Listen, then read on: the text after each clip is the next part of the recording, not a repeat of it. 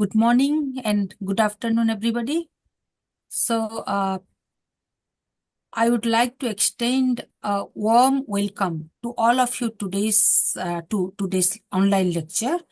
And this lecture takes place as part of the lecture series called Manuscriptology and Digital Humanities, jointly organized within the framework of a collaborative research project between the Buddhist Manuscript Research Project, Shin Buddhist Comprehensive Research Institute of Otani University in Kyoto, Japan, and the Department of Religious History of South Asia at the South Asia Institute, Heidelberg University, Germany. So, today's speaker, we have with us Dr. Gregory Kourilsky. I'm not sure if my pronunciation is okay, so forgive me for too, that. I'm not sure about myself. Yeah, sorry. And the topic of his lecture is Regressus, Embryology and Rebirth, the path of the Yogacara in meditation texts of Laos, Thailand and Cambodia. So now it is my pleasure to introduce Dr. Gregory, who is an associate professor at EFEO, France, and is currently in charge of its Bangkok Center. Dr. Gregory specializes in Thai-Lao Buddhism, while also occasionally working on Cambodia, Burma, and southwestern China. His research focuses particularly on how Buddhist populations in mainland Southeast Asia have maintained religious and cultural identity despite the influence of non-indigenous doctrines ranging from Indian classical scriptures to modern Western law.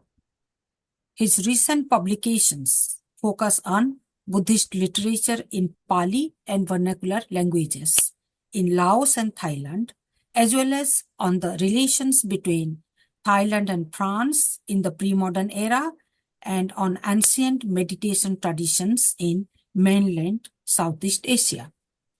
So we are delighted to have him today with us. So Dr. Gregory, thank you very much for joining us, and the screen is now yours. Please.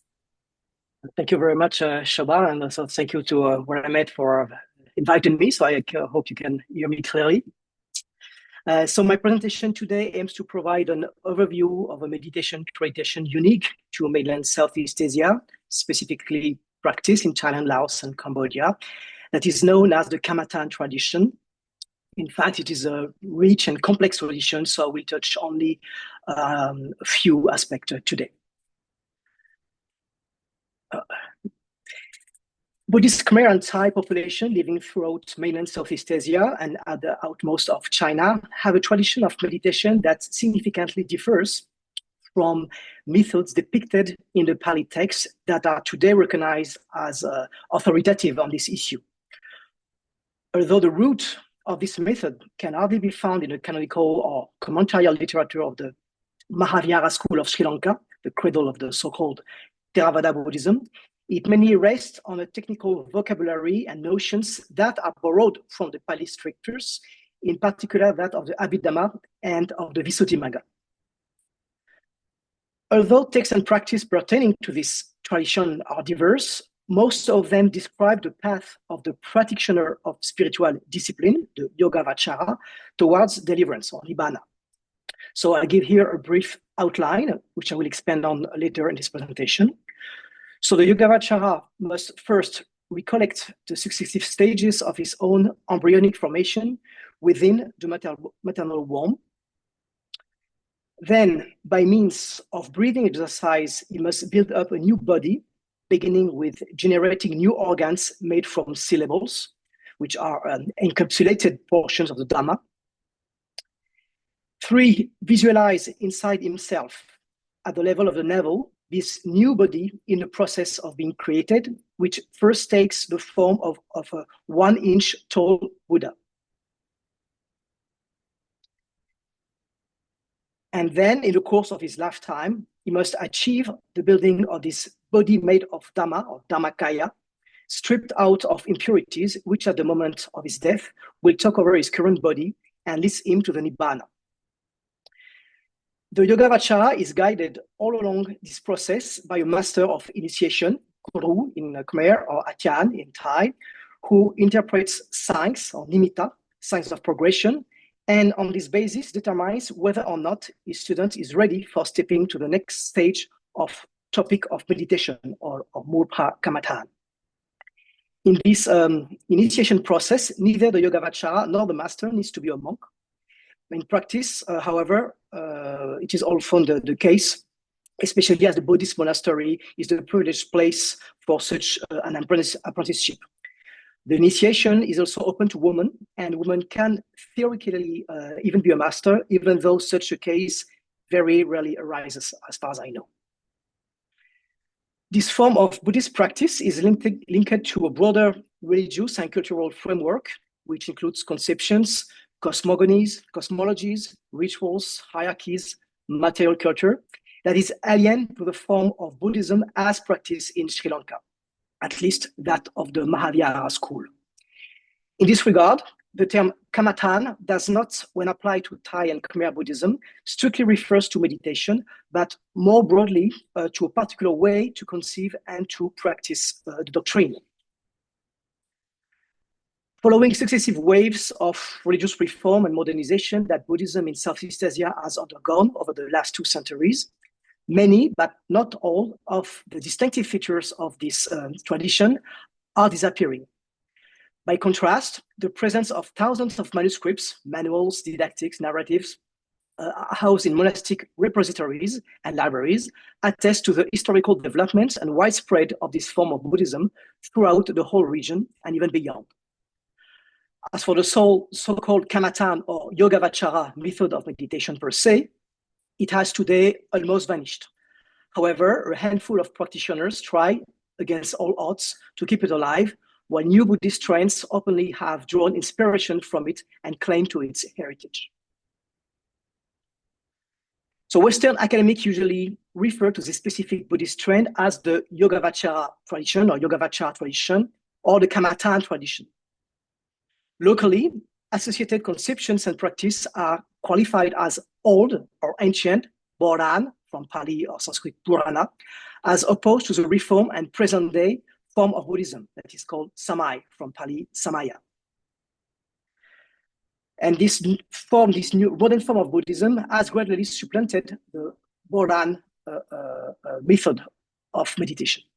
So I avoid myself the term Boran kammaṭṭhān, which is used by some scholars, as it is quite a nonsense in terms of syntax in vernacular languages.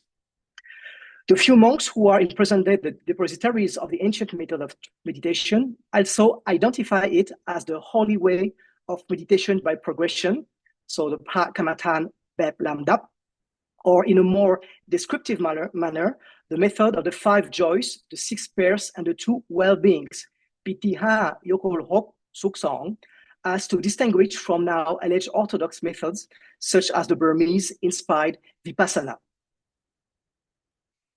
In Sri Lanka, where this method was practiced at that time, so thanks to Thai influence, it was known as parampara yoga, which emphasizes the fact it was handed down by word of mouth from master to pupil, parampara meaning succession in Pali. However, Southeast Asian sources show that it was until recently simply called kammaṭṭhān or samatha vipassana kammaṭṭhāna, a terminology that draws on the Pali post-canonical literature. This suggests that what is now regarded as a heterodoxical practice has for long been considered by populations concerned as a common or the common method for meditating. The so-called kammaṭṭhān tradition has very early attracted the interest of European researchers. So as soon as 1896, Theodore Rhys Davies established a Romanized transcription of the Vidarshanapota, or Yogāvacara's manual, a Sinhalese text written both in Pali and vernacular. Its translation by Woodward was published in 1916 with an introduction by Mrs. Caroline Rhys Davies. And already in that time, the hypothesis, which turned out to be correct, that this text was introduced with Siamese or Thai mission to Sri Lanka in 18th century, had been formulated. For Southeast Asia, per se, we the first mention of kammaṭṭhān writing to Adhémar Leclerc, a French colonial administrator in Cambodia, who provides a translation of an excerpt of a text entitled Kammaṭṭhān or Tamavingsu. And in his 1917 piece on Lao literature, French Indianist Louis Finot dedicated the page the Savima, which he accurately relates to the mystical practice of the yoga, or the yogāvacar, studied by Rhys Davis and Woodward. Historian George Sedes also recognized in the Dhammakaya, a Pali text found in Siam and Cambodia, common features with the Yogāvacar's manual and Sada Vimala.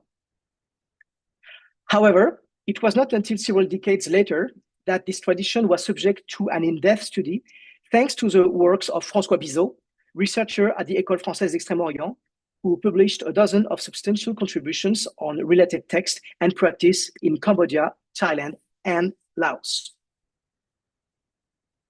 Subsequently, a few European and Asian scholars have continued to focus on this tradition, or some aspect, specific of it, including our friend Waramet, who is with us today.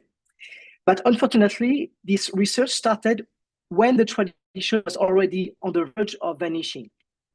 At the time Woodward endeavored to translate the Vidarshanapotta, so in 1916, only one single monk in Sri Lanka remained to whom the Yogāvacara method of meditation was known.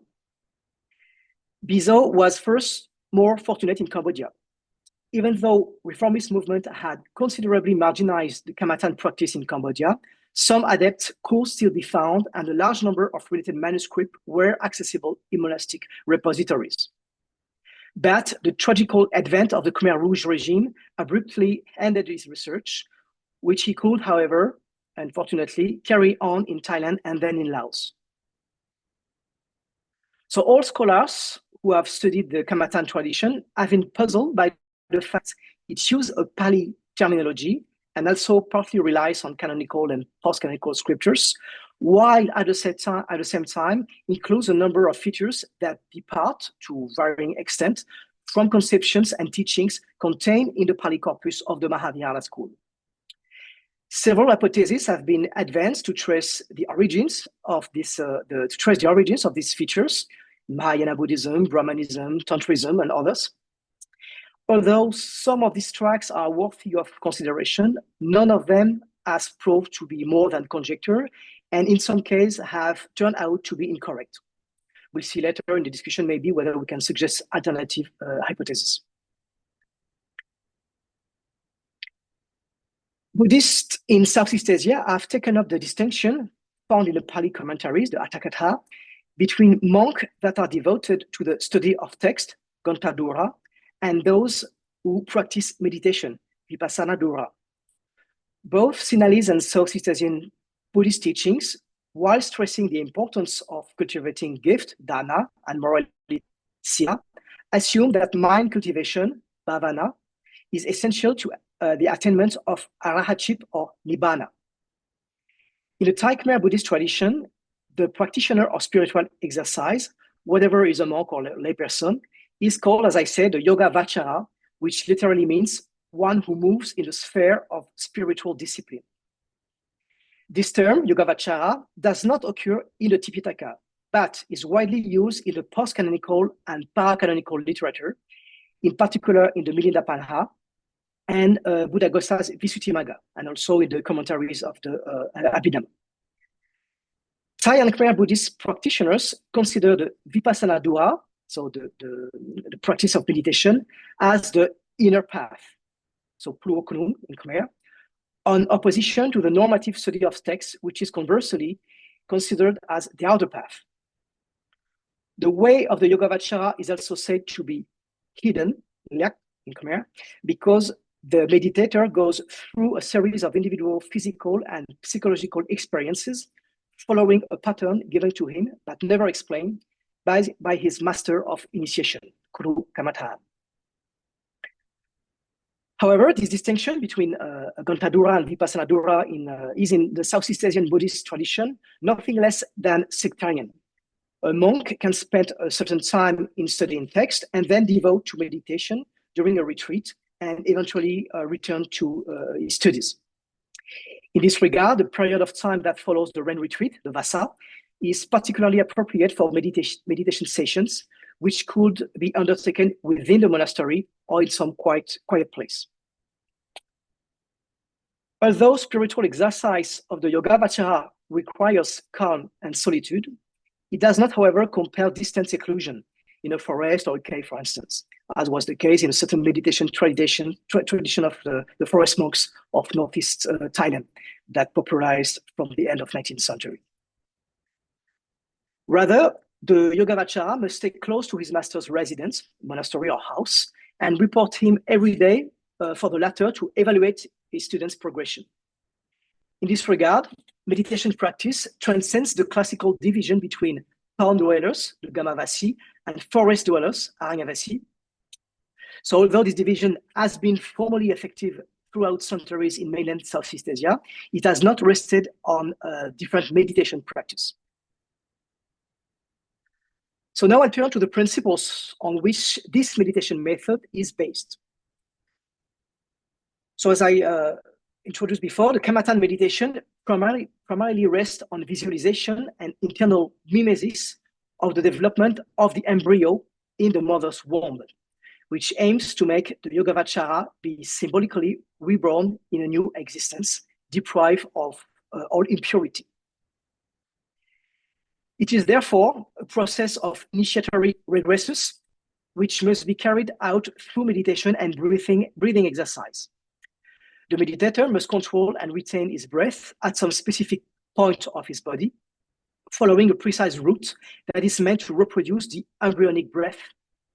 So his point of concentration moves from the nose to the navel, from the nose to the heart, from the nose to the chest, from the nose to the neck, etc. And through this meditative process, the yogāvacara aims to regain the clairvoyance and pure mental disposition of the embryo in the womb. Although the end of this initiatory regression is spiritual liberation, nibbana, this does not come immediately. It is only at the moment of his physical death that the practitioner will attain deliverance, that is, at the dissolution of his psychophysical compound, the nama-rupa. And after, of course, he has overcome the trials encountered on the path to the nibbana. So one main difference the kammaṭṭhān method has with regard to authoritative texts of the Mahāvihāra, like the Mahāsati Patthana Sutta or the Abhidhamma Sangha, etc., is it makes the meditator's body not only the object, but the very subject of his introspection, as Kate Crosby says in a later book. The consideration of the body as a locus of personal transformation and rebirth has led some scholars to parallel the practice of the yogāvacara with the initiatic method of Tantrism, in which the practitioner likewise aims to become a Buddha in his or her own body.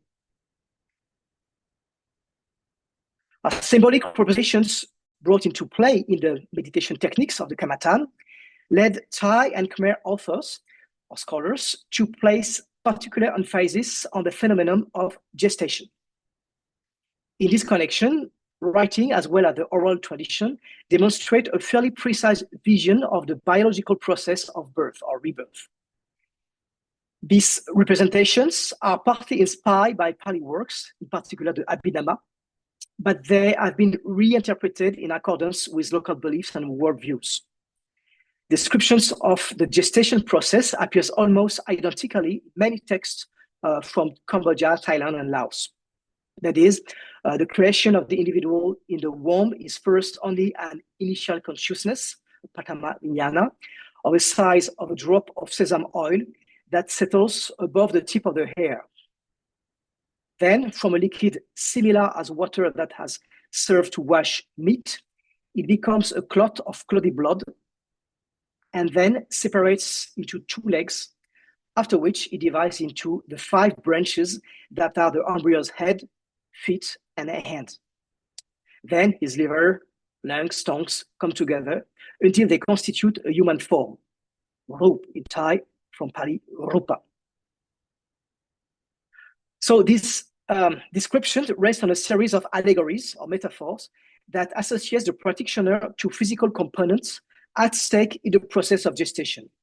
For instance, the Mount Meru is equated to the fetus, the yogāvacar is equated to the newborn child, the mother's womb to the Lanka island toward which it travels. The supramundane state, Lokutara, you reach to the intrauterine sphere. His nose is compared to the fontanelle, his nose through which he inhales and exhales is compared to the gate of the uterine world, and the fontanelle is compared to the Chitya Chulamani, that is, the Nibbana's entrance through which the spirit escapes. And there are other metaphors similar to this. Such analogies can also take manifest form during specific rituals, in which, for instance, the yogāvacara hold the squatting position in order to represent the embryo in the matrix, described as holding its knees between its hand, as if sitting on the root of a tree, as well as to figuratively reproduce the sufferings of the mother during the period of gestation and childbirth. An illustrative example of this kind of rituals is a ritual called Chak Maha Pangsukul, which involves symbolically reenacting the journey of a deceased person within two existences and simulating his rebirth. Here, the monks walks through a labyrinth that places in the position of an embryo within the womb.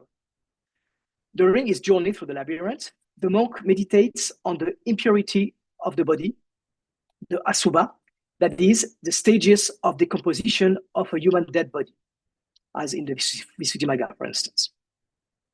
Where the monk reaches the center of the labyrinth, he finds a discarded cloth, pangsukul, so pangsukula in Pali, that gives the ritual its name.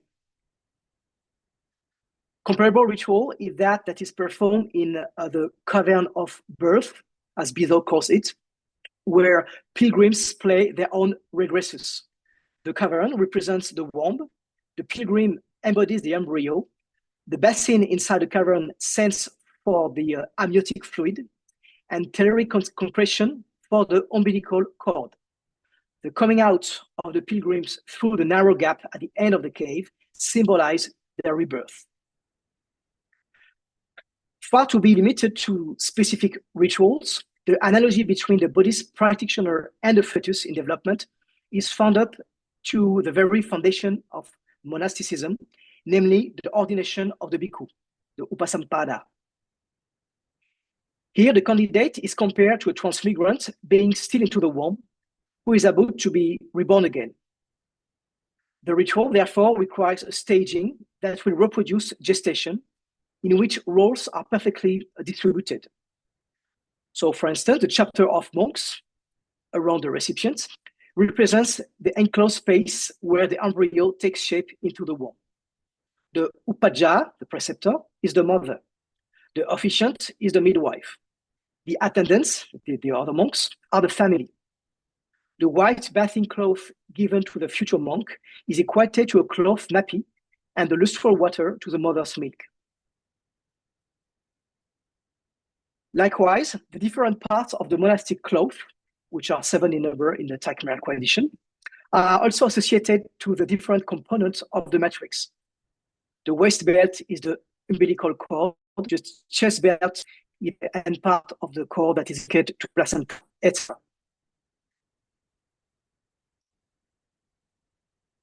The monastery as a whole participates in this metaphorical figuration as a human body. The preaching hall, the sala, represents the father. The sanctuary, the vihara, or the ordination hall, the uposatha, represents the mother or the maternal womb. The temple's boundary stones, the baisema, from Pali sima, that delimited the sacred space for the sangha-kama, the formal act of the community of monks, are the recipient's body opening, that is, the right and left eyes, nostrils, etc. So these boundary stones are placed at each cardinal and intercardinal directions of the ordination hall. That is, they are normally 8 in number. That's the case in the Sinhalese tradition. However, the Thai Khmer tradition has a ninth stone, which is placed within the hole, buried, so normally it is not visible, except on this certain occasion, as on a picture, when the sima stone are taken away, ritualized again, sacralized again. So this central stone acts as the navel of the recipient. It is worth noting that the central stone is situated directly in front of the main Buddha statue in the temple. In this analogy, which equates the meditator's body as a sanctuary, one might assume that this Buddha image also represents the 1-inch tall Buddha sat on a throne of illumination that the yogāvacar is supposed to visualize in his body, above his navel, in the kammaṭṭhān tradition. Now, such allegorical symbolism is meant to give the meditator psychological tools that will allow him to visualize the process of fabrication of a new body, a body made of Dhamma, the Dhammakaya. This body will make him a new being ready to reach the Nibbana.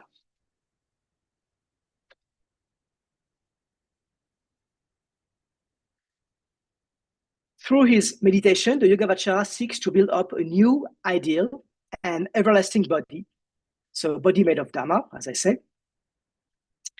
And the evolution of the embryo in the womb is brought about by external elements symbolized by syllables, which are paradigmatic figures of the sacred scriptures. This ontogenesis is in fact patterned on that of the whole universe. The kammaṭṭhān tradition has a distinctive cosmogony according to which, from void and chaos, a creative essence creates the 5 primordial syllables, na, mo, buddhaya, that is the sentence or mantra, Namo Buddhaya, homage to the Buddha. These syllables are tied together into a fundamental diagram from which both the universe and the human being develop. These syllables give rise to the 5 Buddha of the fortunate Aeon, the Bhaddakapa, so Kakusara, Konagamana, Kassapa, Gotama, and Metteyya, the future Buddha. And these 5 Buddha will place themselves on the living creatures. So Na, the syllable Na, that represents Kakusanga, place itself on the right height, etc., etc. Now, these 5 syllables are also associated to different things, as with the 5 elements of Dhatu, water, earth, fire, wind, and ether, as well as the 5 aggregates, and also other things like the 5 organs, etc., and the 5 precepts also. They also link the individual with the persons he is in debt to for their legacies, kun, from Pali guna. These legacies define him both biologically and socially in this world. These 5 persons or group of persons are his mother, father, relatives, prince or king, and master. The total of these legacies, because legacies are also associated with numbers, the total is 56, which corresponds to the number of the attributes or the virtues of the Buddha guna, which, added to that of the Dhamma and Sangha, total the auspicious number of 108. So, of course, it's difficult to understand in a so short lecture to explain what is the meaning of all this correspondence. But my point is just to show the existence of this correspondence and of between different notions, different syllables, different numbers, etc. And in this pattern, biological parents have obviously a crucial role. The kammaṭṭhān text lists with details the legacies or the guna the mother and father pass on to their offspring during gestation. That is, bodily fluids and solid organs, which are assimilated to water element, apodhatu, and earth element, patavidhatu, 12 and 21 in number. These bodily components actually correspond to the stereotypical list found in canonical and post-canonical texts when describing the human body part. So the Dvatimsakkara, 32 bodily components. So in the Pali text, they are not linked to parents, of course. So that is a distinctive characteristic from the kammaṭṭhān tradition. Another specificity of the tradition, as compared to the canonical texts, is the distinction between the brain and the skull or the head, which are associated here together in Pali text. So in Pali text, it's matake matalungam, the brain in the skull, but in the kammaṭṭhān tradition, is the head and the skull. These tricks result in a total of 21 solid elements, as opposed to only 20 in the Pali text, and to a total of 33 bodily components instead of 32 in the canon. So you might be wondering why the desire to reach the number 33 instead of 32. Well, it's because that number corresponds to the number of consonants in the Pali alphabet. This equivalence made between letters or syllables and body parts remains quite mysterious. It may be related to the resemblance between the Pali words akara, the letter or syllable, and akara, component, and also maybe the fact that in Thai languages, the same word is used to designate both the letter and the body or the self, to or tua. Syllables also play a role in the symbolic representation of the birth and development of the embryo in the womb.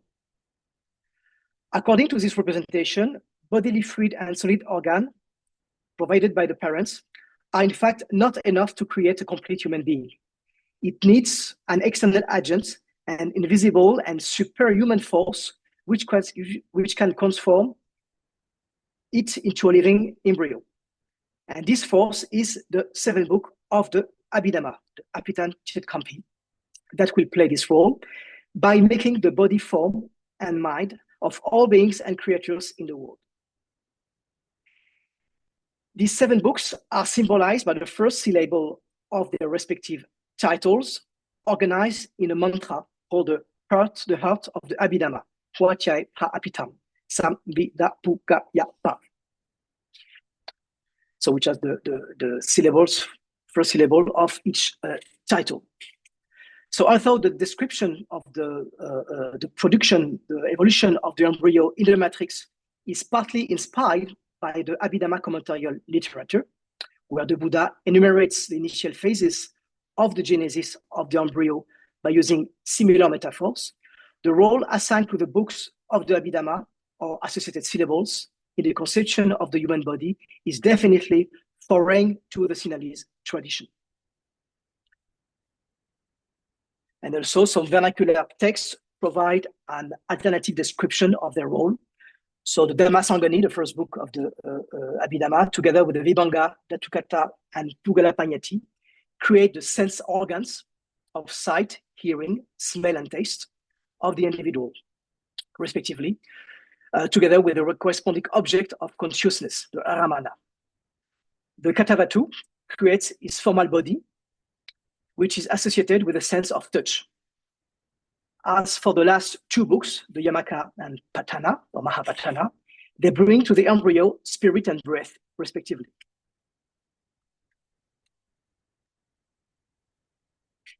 This depiction of gestation, as well as correspondence between the components of the body and the syllables, are obviously not so much meant to expose the biological process of the individual when he comes into the world, as to lead to the mental production of his mystical rebirth. Such instructions merely give the meditator psychological tools that will allow him to visualize the process of fabrication of a new body, a body made of Dhamma that will make him a new being.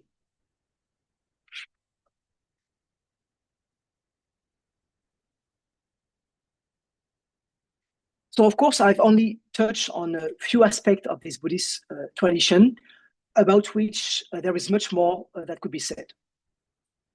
And to conclude, so both by summarizing what has been said today and by opening up new perspective, I would say that the kammaṭṭhān tradition is mainly concerned with death and rebirth.